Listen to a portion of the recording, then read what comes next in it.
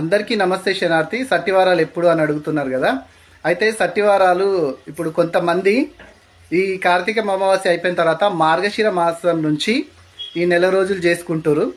కొంతమంది ఏంటి అంటే ఇటు మరాఠీ దేశం పద్ధతులు పాటించుకునేటోళ్ళు, మహారాష్ట్ర పద్ధతులు పాటించుకునేటోళ్ళు కొంతమంది ఇప్పుడు ఈ నెల రోజులలో ఈ ఈ సట్టివారాలు పూర్తి చేసుకుంటున్నారు. కొంతమంది తెలంగాణలో అన్ని ప్రాంతాలలో కాదు.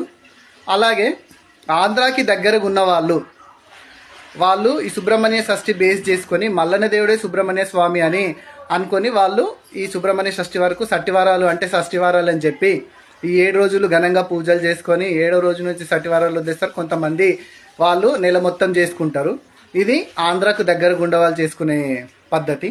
మేం పాటించుకునే పద్ధతి కొమ్రవెల్లి, ఐలేని, ఓదెల, పెద్దపురం, దుబ్బమల్లన్న, మలమల మల్లన్న, దొంగ మల్లన్న, గట్టు మల్లన్న, ఇట్లాంటి ఈ గుళ్ళ నుంచి శ్రీశైలం ఈ గుళ్ళ నుంచి ఎప్పుడైతే వీళ్ళు ఇక్కడ సట్టివారాలు మొదలు పెడతారో మేము కూడా అప్పుడే మొదలు పెట్టుకుంటాము.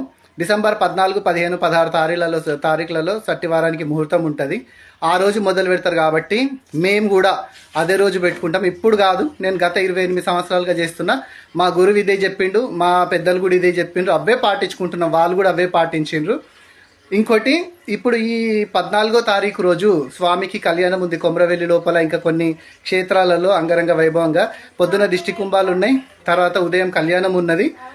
ఈ అక్కడి నుంచి మొదలైతే 7 వారాలు అయిపోయిన తర్వాత కూడా స్వామికి శివరాత్రి పూజలు ఉంటాయి, హోలీ పండుగ రోజు, పౌర్ణమి రోజు పూజలు ఉంటాయి, ఉగాది రోజు కూడా మళ్ళీ అగ్గిగుండాలు జరుగుతాయి స్వామికి. దాంతో ఈ మొత్తం మల్లన్న ఉత్సవాలు ముగుస్తాయి. మొత్తం 3 నెలల పాటు జరుగుతుంది ఈ జాతర. మేము పాటించుకునే పద్ధతి ఇది. లాస్ట్ ఇయర్ నేను వీడియో చేస్తే ఒక పేరున్న పర్సనే తనకి ఏ అవగాహన లేకుండా నా మీద ఒక కాంట్రవర్సరీ చేసిండు.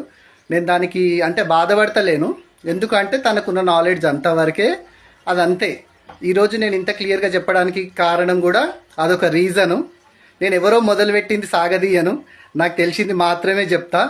కొత్తగా కూడా సృష్టించి ఏం చెప్పను నేను. మా పెద్దల దగ్గర నుంచి వస్తున్న పద్ధతులు మాత్రమే చెప్తా. అందరికీ మల్లన్న దీవెనలు ఉండాలి. సర్వేజన సుఖినో భవంతు. దయచేసి ఇవి కాంట్రవర్సీ చేయొద్దు, మీ ఇష్ట ప్రకారం మీరు చేసుకోండి.